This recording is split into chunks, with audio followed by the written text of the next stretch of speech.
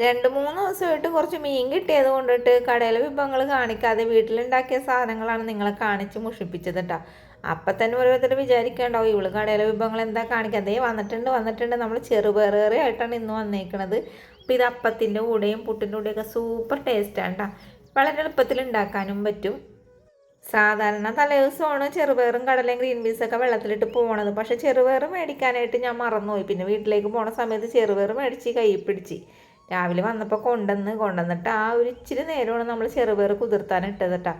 അതെന്താ സമയമൊക്കെ ഇടണമെങ്കിൽ ഒറ്റ വിസിൽ നമുക്ക് ചെറുപയർ വെന്തിട്ട്. പക്ഷേ ഇനി ഇത് 2-3 വിസിൽ അടുപ്പിക്കേണ്ടി വരുമെന്ന് തോന്നുന്നുണ്ട്.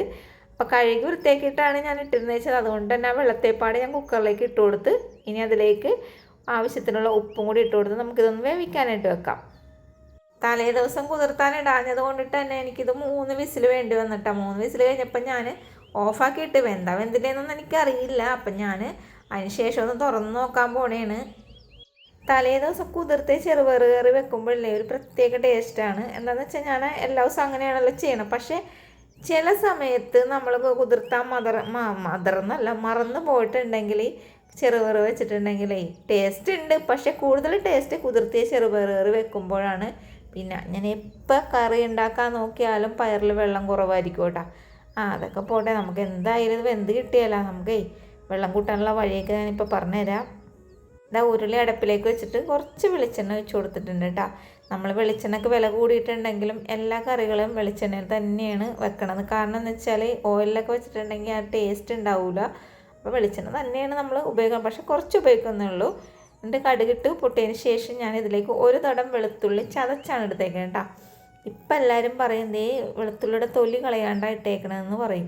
പക്ഷേ ഈ തൊലി കളയാണ്ട് തന്നെയാണോ ഞാനിത് ചതച്ചെടുത്തത്. കാരണം അങ്ങനെ ചതച്ചെടുക്കുമ്പോൾ കറികൾക്ക് ഒരു പ്രത്യേക ടേസ്റ്റ് ഉണ്ടാവും. പിന്നെ നന്നായിട്ട് കഴുകണം കേട്ടോ. അതൊന്ന് ഉതിർത്തിയതിന് ശേഷം നന്നായിട്ട് കഴുകിയിട്ടാണ് കേട്ടോ ചതച്ചെടുക്കണമെങ്കിൽ. ഇനി ഇതിലേക്ക് ചുമന്നുള്ളി ചതച്ചതും കൂടി ചേർത്ത് കൊടുത്തിട്ടുണ്ട്. ആ വെളുത്തുള്ളി ചതച്ചതും ചുമന്നുള്ളിയും കൂടി ഇട്ടപ്പോൾ ഒരു പ്രത്യേക മണമാണ് കേട്ടോ നമുക്ക് അടുക്കളയിൽ കിട്ടിയത്.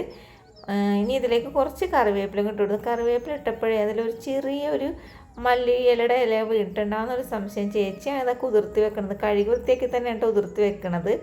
ഇനി ഇതിലേക്ക് 2 വറ്റൽമുളക് ഇട്ട് കൊടുത്തിട്ടുണ്ട്.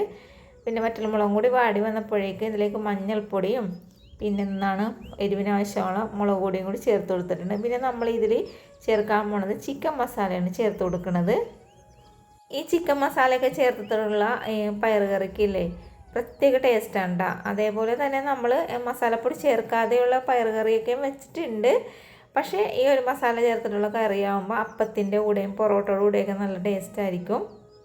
അപ്പോഴേ നമ്മൾ പയർ വേവിച്ചപ്പോൾ വെള്ളമില്ല, അതുകൊണ്ടിട്ടാണ്ട് ഇതിലേക്ക് വെള്ളം ഒഴിച്ച് കൊടുക്കണം. ഇനി ചൂടുവെള്ളം ചൂടാക്കിയിട്ട് ഒഴിക്കേണ്ട ആവശ്യമില്ലല്ലോ എന്നോർത്താണ് അത് എളുപ്പത്തിൽ ഇങ്ങനെ ചെയ്ത് കൊടുക്കുന്നത്. ഇനി നമ്മളിതിലേക്കില്ലേ ഒരു തക്കാളി നല്ല പഴുത്തത് ചേർത്ത് കൊടുക്കുന്നുണ്ട്. പയർ വേവിക്കുമ്പോൾ വെള്ളമൊക്കെ ഉണ്ടെങ്കിൽ ഇതേപോലെ വെള്ളമൊന്നും ഒഴിച്ച് കൊടുക്കേണ്ട ആവശ്യമൊന്നുമില്ല കേട്ടോ. അങ്ങനെ തന്നെ ഈ ഒരു മസാലയ്ക്ക് കൂട്ടിയെടുത്താൽ മതിയാകും.